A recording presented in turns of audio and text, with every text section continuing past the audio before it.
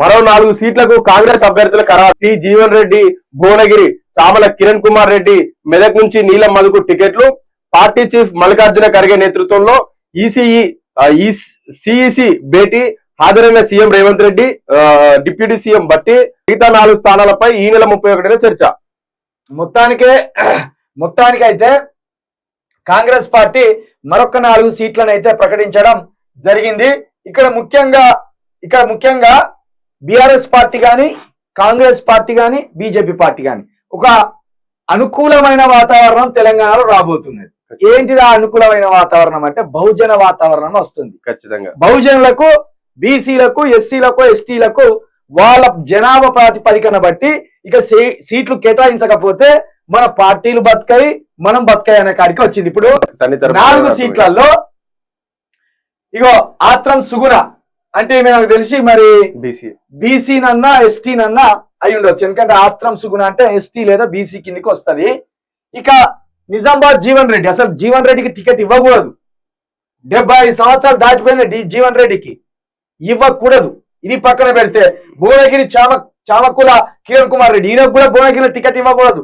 Bhuvanagiri BC బిడ్డలకి ఇవ్వాలి, ఇది ఇవ్వకూడదు. ఇక నీలం మధు, ఖచ్చితంగా నీలం మధుకు టికెట్ ఇవ్వాల్సిందే. నీలం మధుకు టికెట్ ఇవ్వాల్సిందే. బీఆర్ఎస్ టికెట్ ఇవ్వకనే ఆగం చేసుకున్నది. కాకపోతే సీటు గెలిచిండ్రు. ఏది గూడ మైపాల్ రెడ్డి పటంచేరు గెలిచింది. కానీ గెలుపు ఓటములు కాదు. ఇక్కడ బీసీలకు అత్యధికమైన టికెట్లు ఇవ్వాల్సిందే. 4 కోట్ల ప్రజలున్న ఈ రాష్ట్రంలో 2 కోట్లు బీసీలే ఉన్నారు. వాళ్ళ జనాభా ప్రతిపదికన 17 ఎంపీ సీట్లు ఖచ్చితంగా 9 సీట్లు ఇవ్వాల్సిందే. అది వాళ్ళ హక్కు. కాబట్టి ఇక్కడ మొత్తానికైతే రెండైతే బహుజనులకు ఇచ్చిండ్రు. ఇక్కడ ఆత్రం సుకున గారిది మనకు ఆ కులం తెలియదు కాబట్టి 2 అయితే ఆ బహుజనులకు ఇచ్చిండ్రు. నీలం మధుకి సుగుణ గారికి ఇచ్చిండ్రు. ఇక్కడ చూడండి వీళ్ళు ఎంతనే ఉన్నది రెడ్డిలు ఇక్కడ 3% ఉన్నాడు. 4 టికెట్లలో వీళ్ళకి 2 టికెట్లు ఇస్తారా? అసలు వీళ్ళకి టికెట్లే ఇవ్వద్దు. అసలు జీవన్ రెడ్డి ఏం కొట్లాడే దమ్ముందన్న ఆయనకి? అంటే అసలు దేనికి ఇస్తాను ఆయనను? తీసిపడేయను. ఇంకా 80 సంవత్సరాలు వచ్చేలా ఉంచుతారు మీరు. ఇక ఈ నెల 31న మిగిలిన 4 స్థానాలపై కూడా ఇక్కడ వీళ్ళు చర్చించుకున్నాక ఇక్కడ చూడు, పట్టం పోయి పందిపీ తెస్తారనే ఒక సామెత ఉంటది. వీళ్ళ కథ కాదే. ఎందుకంటే 17 ఎంపీ సీట్లను ఎంకులాడడానికి ఢిల్లీకి ఎందుకు పోతాడు నాయన? ఇప్పుడు 17 ఎంపీ సీట్లని ఖరారు చేయడానికి ఢిల్లీకి ఇప్పటికి 4 సార్లు పోతుంది. ఫ్లైట్ ఛార్జీలు ఆగమైపోయే, మీ శక్తి నాశనం అయిపోయే. ఇక్కడ రాష్ట్రాన్ని పట్టించుకోవడానికి ముఖ్యమంత్రి లేకపోయే, ఉప ముఖ్యమంత్రి లేకపోయే. దేనికి పోతాను మీరు? ఇప్పుడు ఏం సాధించుకొస్తాను? ఇప్పుడు ఈ 4గురిని చూపెట్టడానికి నిన్న పోయిండు, మీటింగ్లు చేసుకుని వచ్చారు.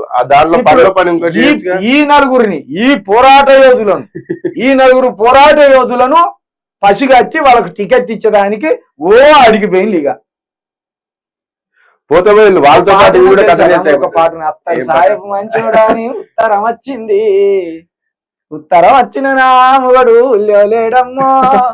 అదేంటి అంటే దాంట్లో ఒకటి ఏదో రైక చెప్తారని ముంబై పోతాడు, అవి అట్లుంటది ఆ పాట.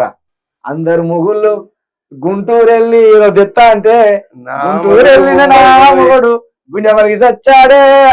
ఇట్లా రేవంత్ రెడ్డి అంటాడు చిన్నదానికి పెద్దదానికి ఢిల్లీకి పోవాలి, వాళ్ళ కాళ్ళు మొక్కాలి, వాళ్ళు ప్రకటించడం తీసుకురా.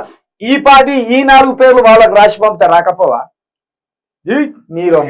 కాంగ్రెస్ పార్టీ ఇంకో విషయం కూడా అవలంబిస్తుంది అన్న. మన ఏంది ఎక్కడెక్కడైతే ఇప్పుడు బీజేపీ ఎంపీలు ఉన్నారో అక్కడ డమ్మీ క్యాండిడేట్లను నిజామాబాద్ ఈయన పెట్టడం కూడా అది కారణం. ఇప్పుడు అది ఉన్నది. ఆ వార్త దగ్గరికి వచ్చినాక ఎట్లెట్లా సహాయపడతాను బీజేపీకి కాంగ్రెస్ ఎట్లా సహాయపడతా అని చెప్తాం.